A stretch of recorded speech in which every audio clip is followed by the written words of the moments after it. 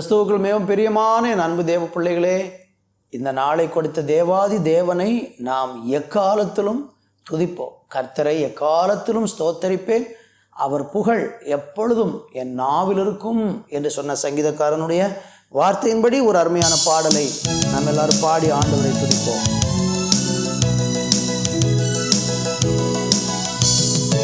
ஆண்டவரை எக்காலமும் போற்றிடுவேன், அவர் புகழ் எப்போதும் என் நாவில் இருக்கும். ஆண்டவரை எக்காலமும் போற்றிடுவேன், அவர் புகழ் எப்போதும் என் நாவில் ஒலிக்கும்.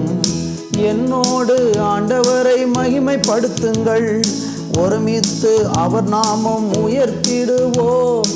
என்னோடு ஆண்டவரை மகிமைப்படுத்துங்கள், ஒருமித்து அவர் நாமம் உயர்த்திடுவோம். நடனமாடி நன்றி சொல்வோம், நடனமாடி நன்றி சொல்வோம். ஆண்டவரை எக்காலமும் போற்றிடுவோம், அவர் புகழ் எப்போதும் என் நாவில் இருக்கும். ஆண்டவரை எக்காலமும் போற்றிடுவோம், அவர் புகழ் எப்போதும் என் நாவில் இருக்கும். ஆண்டவரை தேடினேன், செவி கொடுத்தார், எல்லாவித பயத்தினின்றும் விடுவித்தார். ஆண்டவரை தேடினேன், செவி கொடுத்தார், எல்லாவித பயத்தினின்றும் விடுவித்தார். நடனமாடி நன்றி சொல்வோம், நடனமாடி நன்றி சொல்வோம். ஆண்டவரை எக்காலமும் போற்றிடுவேன், அவர் புகழ் எப்போதும் என் நாவில் இருக்கும். ஆண்டவரை எக்காலமும் போற்றிடுவேன், அவர் புகழ் எப்போதும் என் நாவில் இருக்கும். ஆண்டவரே, உங்கள் பரிசுத்தமுள்ள நாமத்தை ஆண்டவரே நாங்கள் மகிமைப்படுத்துகிறோம் ஐயா. துதிகளின் மத்தியில் வாசம் பண்ணுகிற எங்கள் தூயாதி தூயவரே, எங்கள் நல்லவரே, எங்கள் வல்லவரே, கர்த்தரை எக்காலத்திலும் ஸ்தோத்தரிப்பேன், அவர் துதி எப்போதும் என் நாவில் இருக்கும் என்று சொன்ன வார்த்தையின்படி நாங்கள் துதியிலே நிரம்பி வாழ கர்த்தர் எங்களுக்கு விசேஷித்த கிருபைகளை தருவீராக. தாமே துதியின் அபிஷேகத்தை எங்களுக்கு தந்து நடத்துவீராக, வல்லமையை தந்து எங்களை நடத்துவீராக. உமக்கு நன்றி. ஆமென். ஆண்டவரை எக்காலமும் போற்றிடுவே, அவர் புகழ் எப்போதும் என் நாவில் இருக்கும். இந்த நாளில் உம்மை துதிக்கிறோம். இந்த நாள் முழுவதும் உங்கள் மகிமையை நாங்கள் கண்டு உங்கள் பிரசன்னத்தை அனுபவிக்க தேவன் எங்களுக்கு அனுக்கிரகம் பாராட்டும். இயேசுவின் நாமத்தில் ஜெபிக்கிறோம் எங்கள் நல்ல பிதாவே. ஆமென், ஆமென். கிறிஸ்துவுக்குள் மிகவும் பிரியமான என் அன்பு தேவனுடைய பிள்ளைகளே, இந்த நாளிலே நாம் ஆண்டவருடைய வார்த்தையை தியானிக்க போகிறோம். இன்றைக்கு நாம் சிந்திக்கும்படியாக சங்கீதம் 116 சங்கீதம் அதனுடைய 12, 13 ஆகிய இரு வசனங்களை வாசித்து இன்றைக்கு நாம் கர்த்தர் நம்மோடு கூட என்ன பேசப் போகிறார் என்பதை இன்றைக்கு கேட்க போகிறோம். நீங்கள் மிகுந்த ஜெபத்தோடு இந்த வார்த்தையை கேட்க உங்களை அன்போடு கூட நான் கேட்டுக்கொள்ளுகிறேன். மற்றவர்களுக்கும் அறிமுகப்படுத்துங்கள், நீங்கள் ஆசீர்வதிக்கப்படுவீர்கள்.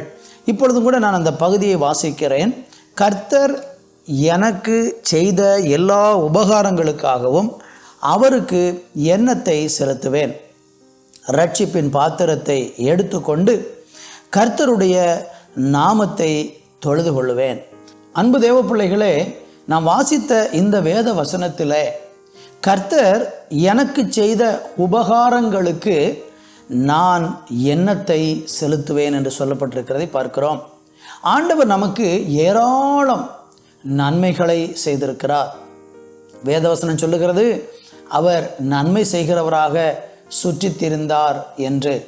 அவர் நமக்கு நன்மையானதை தருவார் என்று வேதம் சொல்லுகிறது. கர்த்தருக்கு ஸ்தோத்திரம். நன்மையான எந்த ஈவும் பூரணமான எந்த வரமும் பரத்திலிருந்து உண்டாகி ஜோதிகளின் பிதாவினிடத்திலிருந்து வருகிறது என்று நம்ம யாக்கோபுக்களின் நிருபத்திலே படிக்கிறோம். கர்த்தர் நம்முடைய எல்லாருடைய வாழ்க்கையிலையும் ஒவ்வொரு நாளும் நன்மை செய்து கொண்டு தான் இருக்கிறார்.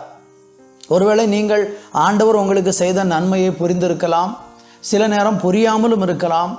எனக்கு ஆண்டவர் நன்மையே செய்யவில்லை என்று நீங்கள் சொன்னாலும் கூட உங்கள் வாழ்க்கையில் தேவன் நிறைய நன்மைகளை செய்து கொண்டு தான் இருக்கிறார். ஆனால் சில மனிதர்கள் என்ன செய்கிறார்கள் என்றால், ஆண்டவர் செய்த நன்மைகளை உணர்ந்து ஆண்டவர் செய்த நன்மைக்கு ஏதாகிலும் நான் செய்ய வேண்டும் என்று சொல்லி அவர் செய்த நன்மைக்கு பதிலாக ஆண்டவருடைய வசனம் என்ன சொல்லுகிறதோ அதை புரிந்து ஆண்டவர் செய்த நன்மைக்கு நான் ஏதாகிலும் செலுத்த வேண்டும் என்று சொல்லி திரும்ப ஆண்டவரை சந்தோஷப்படுத்துவதற்காக சில காரியங்களை செய்கிறதை நம்ம பார்க்கிறோம்.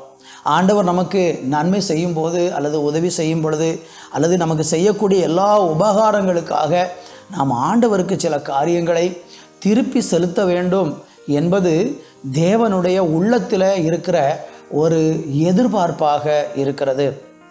நமக்கு எல்லாருக்கும் தெரியும், 103 சங்கீதம் 1-2 வசனங்களை படிக்கும் பொழுது, என் ஆத்துமாவே நீ கர்த்தரை ஸ்தோத்திரி, அவர் செய்த சகல உபகாரங்களையும் மறவாதே என்று அங்கே சொல்லப்பட்டிருக்கிறதை பார்க்கிறோம். கர்த்தருக்கு மகிமை உண்டாகட்டும். நீங்கள் வாசித்து பாருங்கள் அந்த பகுதியை. ஆண்டவர் நமக்கு செய்த உபகாரங்கள் ஏராளம் இருக்கிறது.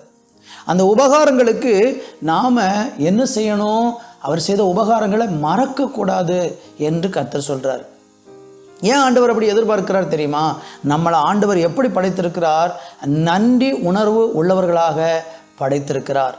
தேவன் செய்த நன்மைகளை நினைத்து அவரை ஸ்தோத்திரம் பண்ணுவதும், தேவன் செய்த நன்மைக்கு நம்ம திரும்ப சில காரியங்களை செய்வதையும் ஆண்டவராகிய தேவன் எதிர்பார்க்கிறார். கர்த்தருக்கு மகிமை உண்டாகட்டும்.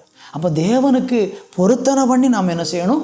அதை நிறைவேற்றணும். இது கர்த்தர் விரும்புகிறார். உங்கள் வாழ்க்கை இன்னைக்கு ஆண்டவருக்கு அர்ப்பணிப்பீங்களா? நம்ம சேர்ந்து ஜெபிக்க போகிறோம். என்னோடு கூட சேர்ந்து நீங்களும் ஜெபிக்க உங்களை அர்ப்பணிங்க. கர்த்தர் எனக்கு செய்த உபகாரத்திற்காக நான் என்னத்தை செலுத்துவேன்? ரட்சிப்பின் பாத்திரத்தை எடுத்துக்கொண்டு கர்த்தரை தொழுது கொள்வேன் என்று சொன்ன வார்த்தையின்படி தேவனை தொழுது கொள்வோம். அப்பொழுது ஆண்டவர் சந்தோஷப்பட்டு உங்களையும் என்னையும் ஆசீர்வதிப்பார். ஜெபிப்போம். நல்ல பிதாவே, இந்த நாளில் உங்கள் சமூகத்தில் வந்து, ஆண்டவரே, நாங்கள் உம்முடைய வார்த்தையை கேட்டிருக்கிறோம். இந்த வார்த்தையை கேட்ட ஒவ்வொரு பிள்ளைகளுடைய வாழ்க்கையிலையும் நீங்கள் பேசியிருக்கீங்க, இடைப்பட்டிருக்கிறீங்க, உம்முடைய பிள்ளைகளை சந்தித்திருக்கிறீங்க. அதற்காக உமக்கு கோடாகோடி நன்றி செலுத்தி ஸ்தோத்திரம் பண்ணுகிறோம். உங்கள் நாம மகிமைப்படட்டும். ஆண்டவரே, இந்த நாட்களில் வேதனையோடு, தேவைகளோடு, வியாதியோடு, ஏதாகிலும் பிரச்சனைகளோடு கூட இந்த சத்தியத்தை யாராகிலும் கேட்டுக்கொண்டிருக்கிறாங்கன்னா அவங்கள நீங்கள் தொடுங்க, சுகமாக்குங்க, விடுதலை கொடுங்கப்பா. தெய்வம் செய்த உபகாரங்களுக்கு திரும்ப நாங்கள் ஆண்டவரை செலுத்த வேண்டியதை எங்களுக்கு ஞாபகப்படுத்தினதற்காக நன்றி. பரிசுத்தத்தோடு உம்மை ஆராதிப்பதற்கும், ஆண்டவரை உமக்கு நாங்கள் பணிவிடை செய்வதற்கும், செய்த பொருத்தனைகளை நிறைவேற்றுவதற்கும் கர்த்தர் எங்களுக்கு கிருபை தாரும். ஆசீர்வதியும். இயேசுவின் நாமத்தில் பிதாவே, ஆமென், ஆமென்.